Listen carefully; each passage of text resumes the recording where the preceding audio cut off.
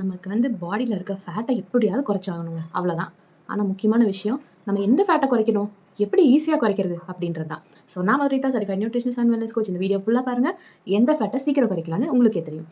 So நம்ம ஃபேட்லயே வந்து பார்த்தீங்கன்னா 2 டைப் இருக்கு நம்ம பாடியில. ஓகேங்களா? First thing visceral fat. So இது என்னன்னா, இது குறைக்கிறதாங்க ரொம்ப ரொம்ப கஷ்டமான விஷயம். ஓகேங்களா?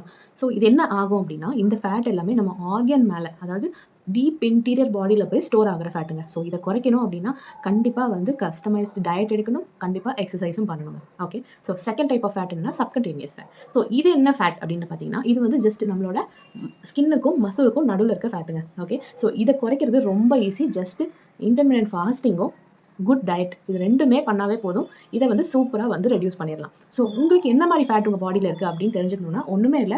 ஜஸ்ட் ஒரு இப்ப இருக்கிற வெயிட் மிஷின்லயே வந்து கண்டுபிடிக்கலாம். ஸோ அதுக்கான லிங்க் நான் உங்களுக்கு ஷேர் பண்றேன். ஸோ என்னோட வெயிட் அதாவது ஃபேட் வந்து பெர்சன்டேஜ் எப்படி இருக்குன்னு நீங்க இந்த வீடியோல பாருங்க. நான் உங்களுக்கு சொல்றேன்.